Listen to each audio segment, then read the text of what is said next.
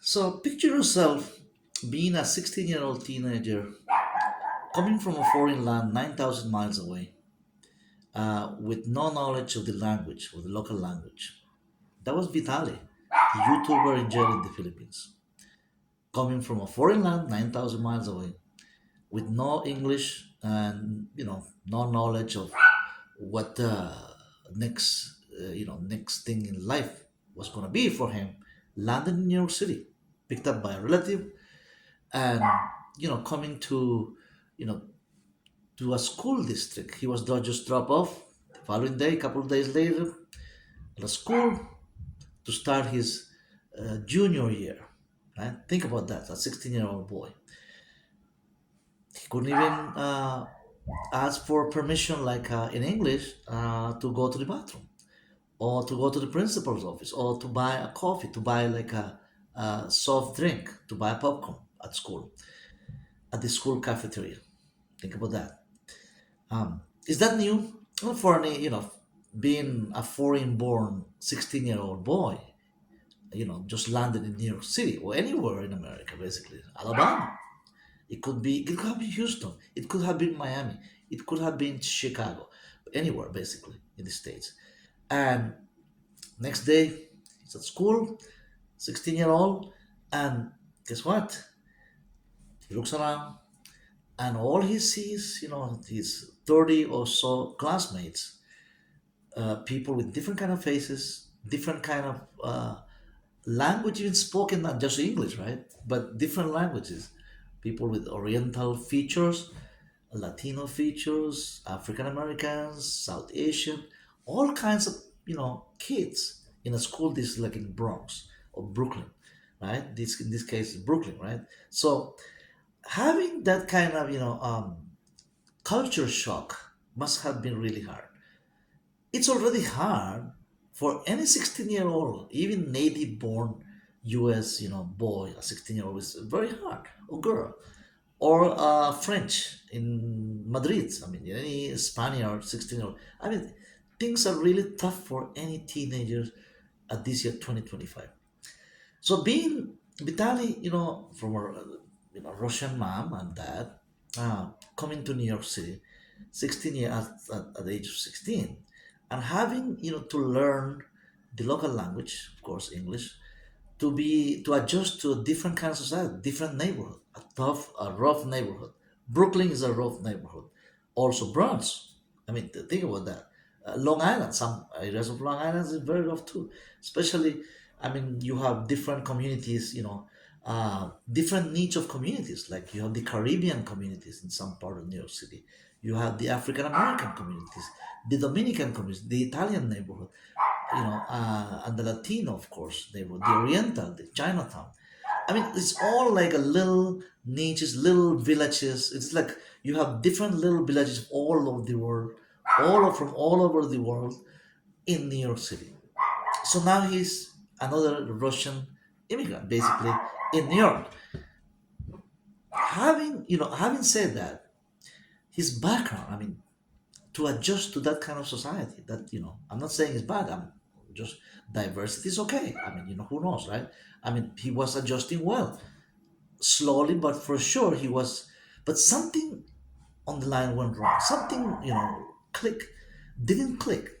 Basically, something on Vitaly's line didn't click at some point, in which he just snap meaning like um, he didn't he went to high school, of course, but guess what? Might have to had a if he couldn't do that good, that well in school, he could have taken GED, general education, test GED, right? General education that is applied to many people that doesn't speak the local language.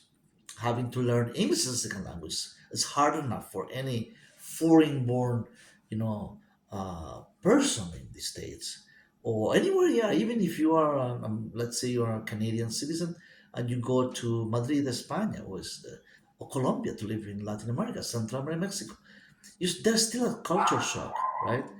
But for a 16-year-old teenager, it's a triple the pressure of having have to have had like a socially adjustment, a normal social adjustment. There's no way he could have had a regular social adjustment, normal, kid growing up, right? It's not like he was born in New York or in the States, right?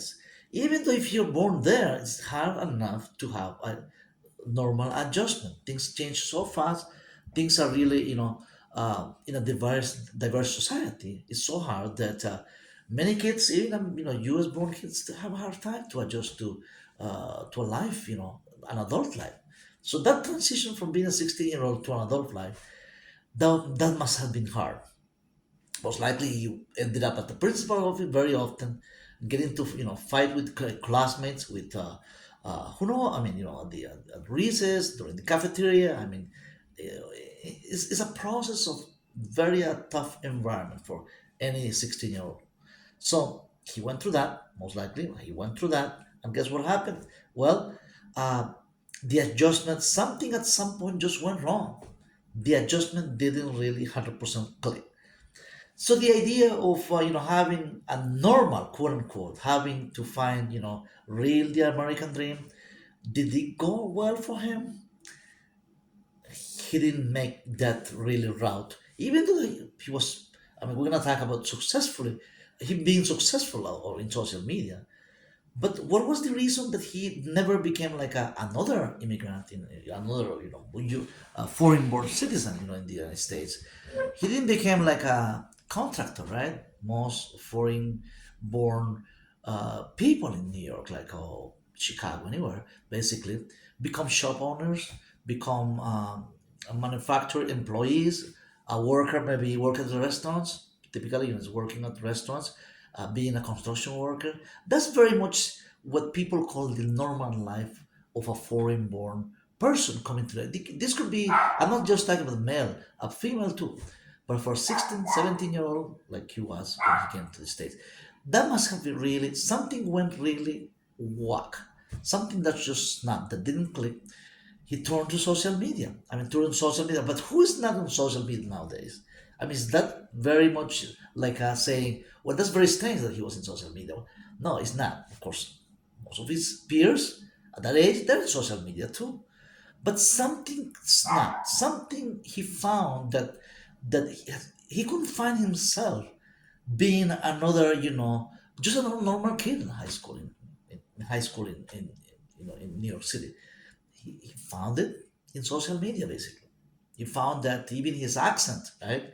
His accent was like a very much, people took it humorous, in a humorous way. Just his name, so having, think about that when the teacher, he's being junior, or sophomore in high school, is when they call your name, Vitali, right? Of course, that's not saying like James Smith or John, Smith or John Walker, right? So that's very not much normal, right? But Vitali and his last name that nobody can, Sorovinsky, that is a Ukrainian, so think about that. Kids, at that age, start laughing. Like what about girls, right? Another hard thing to do, right? Hard thing to adjust to. Have boys, girls thing, going in high school. Something really snapped socially at school, in the street of New York, in the rough street of Bronx, Brooklyn. I mean, the worst part of Brooklyn. I mean, think about how he could have snapped, not fitting in. Once he couldn't really fit in, normally, things went really, it wasn't normal for him being 18, 19, 20, when social media was an open, basically a venue. There was a way of like, escaping that kind of, that kind of environment. So he found himself that, that he could do it in YouTube. He could do it on social media. Social media was booming those days, years ago, 12, 13 years ago, booming. People, started making money, going viral, going, do his, he found himself that he had a little talent. And guess what? He made it. He made it. And but something inside of him that he couldn't really find himself, really find himself who he was really. Did he find himself who he was? He started traveling. He started like doing all kinds of pranks, all kinds of extreme situations, just to get call the attention. I mean, he was just so starving for attention that all his, he went to the extreme of doing things that people saw it, well, this is funny, this is not the, but it wasn't really, the normal thing. I mean, normal, of course millions of people ended up viewing, watching his videos. But because of that, because of, we always have that curiosity that things that I normally don't wanna do, but I would like to. Let's say I'm gonna put myself on an example, right? Things that I really wanna do, but I can't do it because my surrounding, right? My surrounding, my social environment will laugh at me, will be, they judge me. So we don't, many of us, most human, I'm guilty of that too. Many people do, right? Many people, maybe, what do you think? I mean, you don't say it perhaps, but there are many things that we will like to do in social media that we don't do it, right? Because we think that what people are gonna say, what people are gonna think, what my uncle's gonna think, my dad, my mom. I mean, with the whole society is ready to judge what you do, but he didn't care, right? We don't do it, but he did. So all those millions of people watching his stuff, his, contents, right? People who are, those are people who was frustrated enough not to do what he really could do. See what he did in the Philippines? Many even Filipinos couldn't do that. Yeah, because the Philippines is a very much a family-oriented society, very conservative in a way, and people, everybody knows everybody. If you go, you live in Cebu or Dumaguete, I'm in Los Angeles City, all these little, medium-sized cities, that not huge city. So everyone will find out that who you are basically. If you're a local guy, local man or female, right, male or female, either way. So people are gonna say things about you. Oh, look at that! What happened? So your whole family. I mean, people, very much, live in compound in family, situation, family, environment. So there was always the worry that what people are gonna think about me, what people are gonna say. Even that YouTube is, you're making money with all these views. So that's what happened with him. He always there was always a soul searching, soul searching and traveling. He always, doing here, traveling to South America, traveling to China, traveling to all these kind of places, right? Trying to find himself, who he was. Did he really find who he was? Never. See what happens in the Philippines? He started doing the extreme situation, extreme, pranks, offending, violating some, supposedly violating some law. Well, he's still on. He's going to be on trial soon, but he's in detention with, with the immigration or, officials. I mean, the immigration system institution in the Philippines. Waiting for trial for these kind of cyber crimes, supposedly violation. But we don't know. I mean, we're not saying that he's guilty of anything. That they have some gathered some evidence about it, but now, what about his mental situation, mental health issues that he developed? He did develop in his early years. Didn't happen overnight, guys. This did not happen. This kind of situation doesn't happen overnight. Even his mother is up implying, begging the public to understand what Vitaly's situation is. I mean, she's begging for her son to people, so people can understand what he went through, as a child in a foreign land where he was born, and then being transported to New York, to the United States as a teenager with no knowledge of the language, no adjustment process. I mean, no, there was, barely the school system. Some school system has some support, some tutoring for English, for even adjustment to a new culture, society, and just some more interest. But sometimes some school district doesn't have the really budget to have counseling services. So he never went to count. I mean, never, really, there was no institution that picked him up to like to have him, go through different kind of orientation, different counseling, so he can just adjust to a new normal life in the States. If he had done that, of course, I'm not saying the system is guilty. I mean, the system, that failed to him. I'm not saying that. All I'm saying here is that he never went through that kind of situation. So he just developed that sense of, you know, uh, awkward and craziness in a way that, to call attention to him, to whatever. So he could do any extreme stuff, even after having millions of followers already, being a good bank account, comfortable life. But there was always he was always starving for more attention, just like a child, just like a you.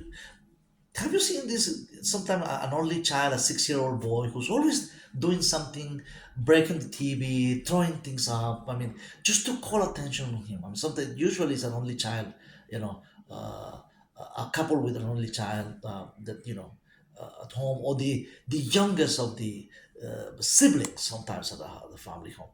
So some kids develop that, even though that without going through a hard a hard child situation, a hard life, right?